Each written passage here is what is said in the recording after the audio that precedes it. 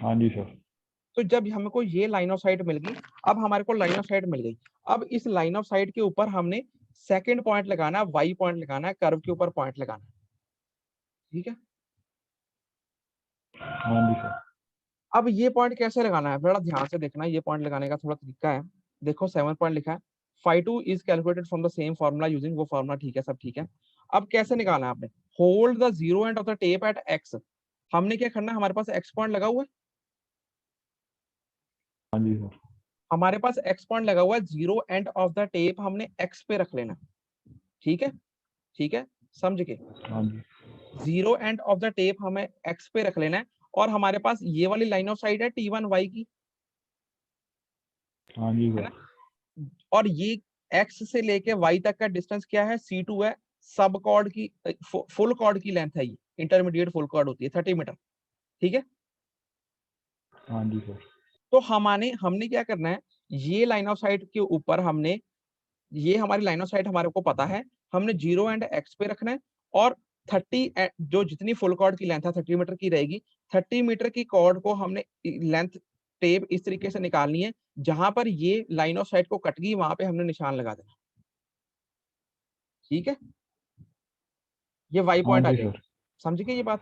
Line of हाँ site जी जो होती है वो ये है, और हमने एक्स पॉइंट मिला हुआ है यहाँ पे 0 मीटर रख के, जैसे भी होगा 30 मीटर की, जहाँ पे पूरा एग्जैक्ट 30 मीटर इस लाइन ऑफ साइट को काट कट गया, उस पे हमने वाई पॉइंट लगा देना है। ठीक है, ठीक है, हाँ जी सर। क्या लिखा है यहाँ पे पढ़ लो, ये बुक में ध्यान से पढ़ना, क्या लिखा, hold the zero end of the tape at X and swing the other end until the arrow held at other end equal to C2 length bisect the line of sight. इसका मतलब ये है कि आपने zero end of the tape यहाँ रखना है, और उसका जो सा दूसरा एंड है उसको स्विंग करना है, जो कि 30 मीटर के बराबर ही रहेगा, क्योंकि फुल कॉर्ड की लेंथ 30 मीटर होती है। वो कब तक करना है, जब तक कि जो पीछे लाइन ऑफ साइट आ रही है ये उसको कट ना जाए, जहां पे वो कट गया वो हमारा वाई पॉइंट आ जाएगा। समझे, हाँ समझे, जी सर। तो हमारा वाई पॉइंट लग गया। अब हम वाई पॉइंट भी लग गया, अब देखो दो चीजें कर रहे हैं, एक डिफ्लेक्शन एंगल लगा रहे हैं और एक हम कॉर्ड की लेंथ यूज कर रहे हैं। उसके बाद इंटरमीडिएट कॉर्ड की लेंथ तो जो सी है वो 30 मीटर ही रहती है। उसके बाद क्योंकि पैक इंटरवल 30 मीटर लिया जाता है। उसके बाद सपोज कर लो अगर हमें जेड पॉइंट लगाना, तो जेड पॉइंट लगाने के लिए हमें ये टोटल डिफ्लेक्शन एंगल डाल्टा 3 पता होना चाहिए। हाँ जी सर। डाल्टा 3 कैसे निकलेगा, φ1 जमा φ2 जमा φ3, φ3 ये एंगल रहेगा, टोटल ऐसे निकलेगा डाल्टा 3। ठीक है, ये डाल्टा 3 है। हाँ जी। φ1 हमें पता है, φ2 हमें पता है, φ3 हम कैलकुलेट कर लेंगे, फार्मूला होता है, टोटल सबको ऐड कर लेंगे, डाल्टा 3 एंगल निकल जाएगा। हम यहाँ पे T1 पे खड़े हो जाएंगे, थर्ड लाइट को आगे फर्दर रोटेट करेंगे जब तक कि डाल्टा 3 एंगल ना मेंटेन हो जाए, हमें ये लाइन ऑफ साइट मिल जाएगी। हाँ जी सर। जब हमें ये लाइन ऑफ साइट मिल गई तो हम पिछले पॉइंट वाई पे खड़े हो जाएंगे, और हम क्योंकि हमारी ये इंटरमीडिएट कॉर्ड है, फुल कॉर्ड है, तो हम जीरो एंड वाई पे खड़ा कर ले, वाई पे लेके खड़े हो जाएंगे, और उसके बाद 30 मीटर की कॉर्ड लेंथ जो सी है वो स्विंग करेंगे, जब तक कि वो लेंथ जो सी है इस लाइन ऑफ साइट को कट ना जाए, जहां पे कट गई वहां पे जेड पॉइंट लगा देंगे। ठीक है, हाँ जी सर। इस तरीके से आगे T1 X Y Z curve बनाते जाएंगे जब तक कि एंड पॉइंट नहीं आ जाता। ठीक है, T2 तक। तो इस तरीके से हमने जो सा ये पूरा प्रोसीजर इस तरीके से लिखना है। अब ये वैल्यूज जो मैं बता रहा हूँ डिफ्लेक्शन एंगल्स की और उसके बाद कॉर्ड्स की, ये वैल्यूज कहाँ से आई, जो कि हमने इस फॉर्म इसमें डायरेक्टली यहाँ पे लिखा होता कि इतनी मार दो, ये आई कहाँ से, ये इसके लिए हम ये न्यूमेरिकल करेंगे। ठीक है, ठीक है, क्लियर है। हाँ जी। तो ये आपकी बुक में न्यूमेरिकल गिवन है, न्यूमेरिकल देखो क्या गिवन है, ये न्यूमेरिकल से आपको समझ लगेगा कि वैल्यूज कहाँ से आएंगी। अभी तो मैंने प्रैक्टिकली समझा दिया कैसे करना है, अब ये प्रैक्टिकली वैल्यूज कहाँ से आई। देखो two states intersect, two states हैं या टेंजेंट्स है, A B and B C intersect करती चेन 80 प्लस 15, इसका मतलब ये 80 चेन प्लस 15 मीटर, मतलब 80 मल्टीप्लाई 30 प्लस 15 जितना आएगा वो टोटल मीटर में आ जाएगा। इंटरसेक्शन पॉइंट बी पॉइंट की चेनेज हमें गिवन है, ये 80 चेन प्लस 15 मीटर। क्लियर है, क्लियर है। हाँ जी sir. The deflection angle being 10 degree, ये डिफ्लेक्शन एंगल जो सा ये वाला डिफ्लेक्शन एंगल है, T1 वाला डिफ्लेक्शन एंगल नहीं है, ये वाला एंगल 10 डिग्री की बना। ठीक है, सर ये कैसे पता चलेगा सर कौन सा डिफ्लेक्शन एंगल दिया हुआ है सर इन्होंने? पेपर में आपको क्वेश्चन जौन सा डिफ्लेक्शन एंगल यही दिया होगा, रेडियस गिवन होती है और डिफ्लेक्शन एंगल गिवन होता है पॉइंट ऑफ इंटरसेक्शन पे, आर और फाई दो बेसिक चीजें होती हैं। ये चाहे प्रैक्टिकली लगानी है तो भी आपको ये पता होना चाहिए, अगर न्यूमेरिकल सॉल्व करना है तो भी आपको ये गिवन रहेगा।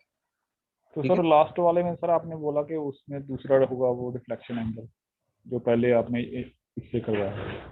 हाँ तो मैं इसी को सॉल्व कर रहा हूँ। ये जो डिफ्लेक्शन एंगल आपको गिवन रहेगा क्वेश्चन में, ये आपको पॉइंट ऑफ इंटरसेक्शन का ही गिवन रहेगा, ठीक है ये सर, ये ठीक है वाला सर, नहीं गिवन रहेगा। ठीक है सर, ठीक है, ठीक। सर तो वो फाइव, निकालना है हमें। हाँ वो कैसे निकालना, वही उसके लिए ही न्यूमेरिकल करा रहा हूँ। ठीक है सर। तो फाइव की वैल्यू जो सी 10 डिग्री है, ठीक है, ये गिवन है। Calculate all the necessary data for setting out 4 degree curve. देखो मैंने आपको बोला था कि रेडियस गिवन होनी चाहिए, एक डिफ्लेक्शन एंगल, डिफ्लेक्शन एंगल में डायरेक्टली गिवन है 10 डिग्री, रेडियस नहीं गिवन, उसने डिग्री ऑफ द कर्व दे दिया 4 डिग्री सिंपल सर्कुलर कर्व। तो आप रिलेशनशिप से रेडियस निकाल सकते हो, रेडियस निकाल सकते हो, रेडियस और हाँ जी सर। डिग्री का रिलेशनशिप होता है। तो आर और फाई की वैल्यू इंटरेक्टली हमें गिवन है। अब हमें सर्कुलर कर्व लगानी है by the method of deflection. ठीक है, डिफ्लेक्शन मेथड से लगानी है, डिफ्लेक्शन एंगल मेथड से। पैक इंटरवल देखो वहां पे लिखा है 30 मीटर, इसका मतलब ये है कि जो सी फुल कॉर्ड्स होती हैं वो 30 मीटर की लेनी है। ठीक है, हाँ तो जी उसके सर। बाद देखो degree of the curve 4 degree given है, डिफ्लेक्शन एंगल 10 डिग्री, तो यहाँ पे ये 4 ये इंटरसेक्शन एंगल। तो यहाँ पे ये ए बी जो सी ये T1 जो सा पॉइंट है फर्स्ट टेंजेंट है, T2 जो सा सेकंड टेंजेंट है, ये सेंटर है।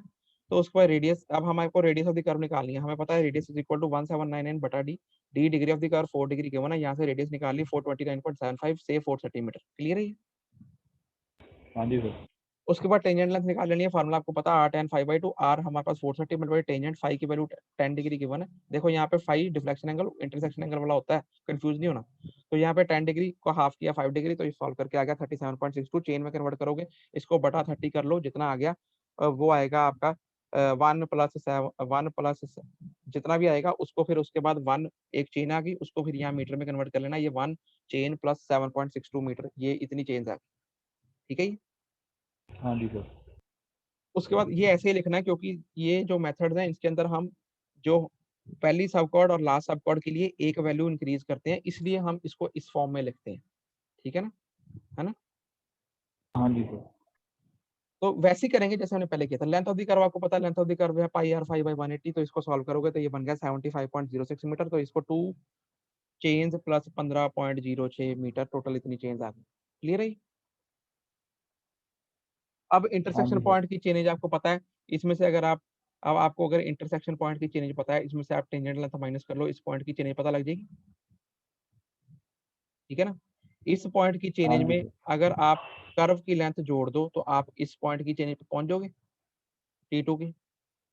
हाँ जी सर। उसने यही किया हुआ है, देखो जो चेनेज इंटरसेक्शन पॉइंट है उसमें टेंजेंट लेंथ माइनस कर दी, तो T1 पॉइंट की चेनेज आ गई, ये चेन्स में लिखा है, ये मीटरों में लिखा है।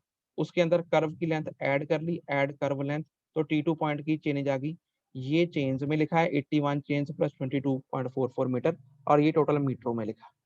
क्लियर है? क्लियर है? हाँ जी सर। अब हमने सब कॉर्ड्स और फुल कॉर्ड्स की लेंथ निकालनी है, तो देखो वही तरीका पढ़ाएंगे। लेंथ ऑफ द फर्स्ट सब कॉर्ड C1 कैसे निकलेगी? देखो जो फर्स्ट टेंजेंट पॉइंट है उसकी चेनेज कितनी थी, 80 प्लस 15, है ना? हाँ जी सर। तो हमने क्या किया, 80, अब इसको, अब इन्होंने देखो क्या लिखा है, ये जब आप इसको कैलकुलेट करोगे तो ये 80 प्लस 15 नहीं, ये 79 प्लस 7.38 आएगी। क्लियर है? एग्जैक्ट उसको उसने घुमा के 80 प्लस 15 लिखा हुआ है। ठीक है, ठीक है, 80 प्लस 15 और 79 प्लस 7.38 एक ही बात है अगर सॉल्व करोगे तो। ठीक है, ठीक है, देखो 80 मल्टीप्लाई बाई, देखो अगर मैं इसको सॉल्व करूं, 80 प्लस 15 नहीं, सॉरी ये क्या लिखा है 79.38, नहीं ठीक है ठीक है, वो मैं ऊपर कंफ्यूज कर गया। 79 प्लस 7.38 चेंज है, T1 पॉइंट आई है हमारी, ये 79 प्लस 7.38, हाँ जी सर। ये 79 प्लस 7.38, ये यहाँ पे लिखा, इससे एक बढ़ा लेना है, तो 79 की जगह हम 80 ले लेंगे, हाँ जी सर। तो एक बढ़ा के 80 माइनस जितनी 79 प्लस 7.38 जो वैल्यू आ गई इतनी आ गई, ये फर्स्ट सब कॉर्ड की लेंथ आ गई।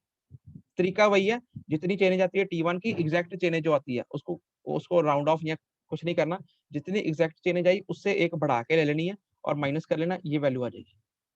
हर जगह ऐसे ही करना। ठीक है, हाँ जी सर। उसके बाद लास्ट सब कॉर्ड की देखो, लास्ट सब कॉर्ड की लेंथ कैसे निकलेगी, कितनी आई थी 81 प्लस 82 पॉइंट सॉरी 81 प्लस 22.44, हाँ जी सर। इसमें से 81 माइनस करा गया, समझ रहे हो? हाँ जी सर। ये कितनी वैल्यू आ गई 22.44 मीटर, ठीक है। हाँ जी। अब नंबर ऑफ कॉर्ड्स कितनी की जो हमने अज्यूम करी, 81 माइनस 80, एक ही आई बस, क्लियर है? हाँ जी बीच सर। वाली कॉर्ड इंटरमीडिएट, ठीक है। हाँ जी सर। ये कोई चेक करने की जरूरत नहीं है, ये बेकार है, चेकिंग ऑफ अबव कैलकुलेशन ये नहीं हमने करना। उसके बाद अब ये हमारे आगे कॉर्ड्स आ गई, कॉर्ड्स की डिटेल आ गई। पहली सब कॉर्ड की लेंथ आ गई 22.62, लास्ट सब कॉर्ड की लेंथ आ गई 22.44, और बीच में कितनी है, एक ही है, टोटल 3 ही है। उसकी लेंथ होती है 30 meter fix, peg interval 30 meter हमें गिवन, क्लियर है? हाँ जी सर। अब ये चेक नहीं कुछ भी करना, ये जस्ट टाइम वेस्ट ही है। अब हमारे पास हो गया कॉर्ड्स की लेंथ, अब हमने निकाल